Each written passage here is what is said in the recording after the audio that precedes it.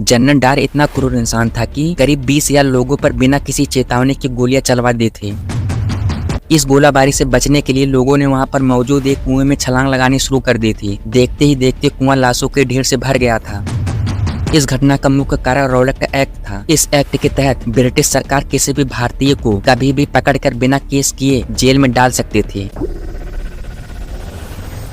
दरअसल उस समय देश में रॉलेट एक्ट के विरोध में प्रदर्शन किए जा रहे थे। बैसाखी के ही दिन 13 अप्रैल 1919 को अमृतसर के जलियांवाले बाग में रॉलेट एक्ट के विरोध में शांतिपूर्वक हजारों लोग इकट्ठा हुए थे। इस दौरान अचानक वहां दल बल के साथ अंग्रेज के ब्रिगेडियर जनरल रेजिनाल्ड डायर पहुंच गया, जिसने कोई भी चेतावनी दिए बिना ही निहत्थे प्रदर्शनकारियों पर अंधाधुंध गोलियां चलाने का आदेश दे दिया। बाहर निकलने के रास्ते बंद कर दिए गए थे। करीब 10 मिनट तक गोलियां चलती रही। लोग अपनी जान बचाने के लिए इधर उधर भागते रहे। कई कुएं में भी कूद गए, लेकिन फिर भी जान बचाने में नाकाम रहे। इस भयानक घटना से जलियांवाला बाग शवों से पट गया था। हर तरफ सिर्फ लाशों के ढेर थे। इस घटना का कारण अंग्रेज द्वारा लाए गए रॉलेट एक्ट को बताया जाता है। आगे बढ़ने से पहले हमें जान लेते हैं आखिर ये रॉलेट एक्ट क्या है। इस घटना से 1 महीने पहले 8 मार्च को ब्रिटिश हुकूमत ने भारत में रॉलेट एक्ट पारित किया था। रॉलेट एक्ट के तहत ब्रिटिश सरकार किसी भी भारतीय को कभी भी पकड़कर बिना केस किए जेल में डाल सकती थी। इस फैसले के खिलाफ 9 अप्रैल को पंजाब के बड़े नेताओं डॉक्टर सत्यपाल और किचलू ने धरना प्रदर्शन किया, जिन्हें प्रशासन ने गिरफ्तार कर काला पानी की सजा सुना दी। 10 अप्रैल को नेताओं की गिरफ्तारी का पंजाब में बड़ा स्तर पर विरोध हुआ। प्रदर्शन को खत्म करने के लिए ब्रिटिश सरकार ने मार्शल लॉ लगा दिया था। इस कानून के जरिए लोगों को इकट्ठा होने से रोका गया था। पंजाब में मार्शल लॉ लग चुका था, लेकिन 13 अप्रैल को हर साल जलियांवाला बाग में बैसाखी के दिन मेला लगता और हजारों लोग यहाँ जमा होते थे। इस दिन भी ऐसा ही हुआ था।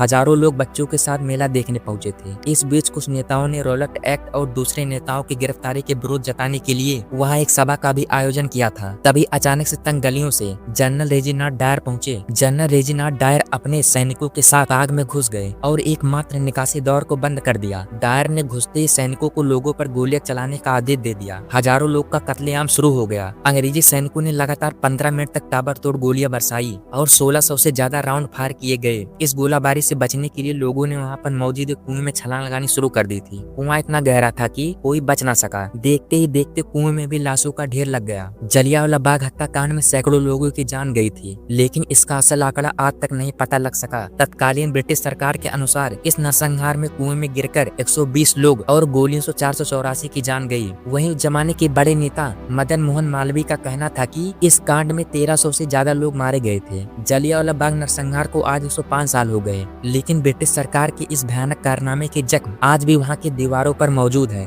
ब्रिटिश सैनिकों द्वारा जब गोलीबारी की गई थी तो कई सारी गोलियां दीवारों पर जा घुसी थी। इस गोलियों के निशान आज भी संरक्षित किए गए हैं। इस भीषण हत्याकांड को देखकर 19 वर्षीय उधम सिंह पेड़ से उतरा और मातृभूमि की शपथ लेकर यह प्रतिज्ञा ली कि मैं अपने देशवासियों के लहू की एक एक बूंद का हिसाब इस हत्याकांड के जिम्मेदार हत्यारों से चुकाऊंगा। मृतकों में उधम सिंह ने 41 लड़कों और 7 सप्ताह के बच्चों को भी देखा था। तारीख थी 13 मार्च 1940, जब उधम सिंह ने माइकल डायर के भाषण में जलियांवाला बाग हत्याकांड का जिक्र होते ही अपनी किताब में छुपाई हुई बंदूक से गोलियों की वर्षा कर दी और माइकल डायर की वहीं पर मौत हो गई। भारतीय इतिहास में देश पर कुर्बानी देने वाले वीरों की कमी नहीं है, पर उनमें से कुछ वीर ऐसे हैं जिनको इतिहास ने इतना सम्मान नहीं दिया जितने की वे हकदार हैं। उन्हीं में से एक है शहीद उधम सिंह। दोस्तों, जाते जाते कमेंट बॉक्स में जय हिंद जय भारत जरूर लिखना और अपने छोटे भाई का चैनल जरूर सब्सक्राइब करना। मिलते हैं किसी दूसरे वीडियो में, तब तक के लिए खाते रहें, मस्त रहें।